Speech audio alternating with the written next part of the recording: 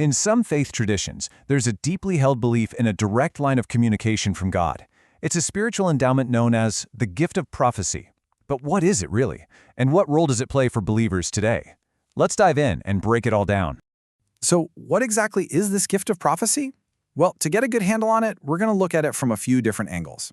First, we'll talk about its spiritual roots, then its specific job for the church, what it might look like in modern times, and finally, how it relates to what's considered the ultimate source of authority, the Bible.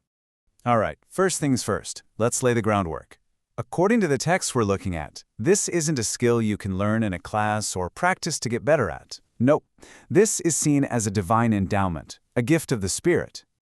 At its very core, the gift of prophecy is understood to be one of the gifts of the Holy Ghost. So right away, that places it in the realm of divine communication, not human talent.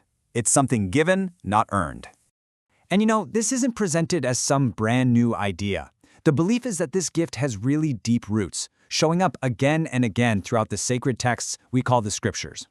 And just look at this list, it's pulling from all over the place. We see references in the Old Testament, in books like Numbers and Amos, and then it continues right on into the New Testament, in Acts and Hebrews. The point that's being made here is that there's this consistent, historical pattern of God communicating through people, and it spans the entire biblical story. So it's more than just a spiritual gift for an individual. It's also understood to have a pretty specific job for an entire community of faith. In fact, it's seen as nothing less than an identifying mark. This is where the gift of prophecy becomes more than just a spiritual event. It's seen as a literal identifying mark. Within this belief system, it's like a big signpost that helps point out a specific end-time community that's referred to as the remnant church. Now, where does that specific connection come from? Well, it's drawn mostly from texts in the book of Revelation. For instance, a verse like Revelation 19:10 is often interpreted to mean that the testimony of Jesus is the spirit of prophecy. So that directly links the presence of this gift to this particular group of believers. Okay, so we've gone from the basic theology to its function as a marker for the church. But what about a modern-day example? I mean, if this gift is a real thing for the church today, where has it actually appeared? Within this particular framework, the gift of prophecy is believed to have been manifested in the ministry of one person in particular, Ellen G. White. Her life and her work are really held up as the modern embodiment of this spiritual gift. And the way given to her work is absolutely crucial. Her writings, and there are a lot of them, they aren't just seen as, helpful commentaries or inspirational books. They're believed to carry actual prophetic authority for the church community. So what's the purpose of that authority? Well, it really boils down to four key functions. The writings are there to provide comfort, to offer guidance, to give instruction, and to apply correction. So you can see it's meant to be a very practical, hands-on application of the gift.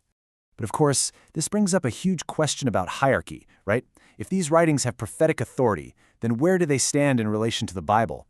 Our last section is going to tackle that really important relationship. And this is probably the most pivotal point. What's so critical here is that the writings themselves are said to point away from themselves. They actually establish the rule for how they and everything else should be judged, and they point to an even higher authority. And here's that principle, spelled out as clearly as possible. The foundational rule is that the Bible, and only the Bible, is the ultimate standard. It's the final measuring stick. Any teaching, any experience, even the prophetic writings themselves have to be tested against it. So this is how it all fits together.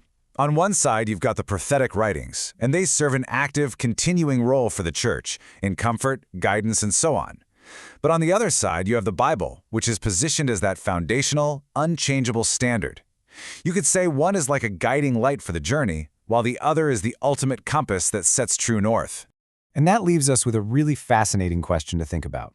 This whole framework presents a dynamic relationship between a core authoritative text and a belief in ongoing, active guidance from God. Understanding how those two things are meant to work together, well, that's really the key to grasping this whole landmark of faith and how a community tries to navigate its future while staying anchored to its past.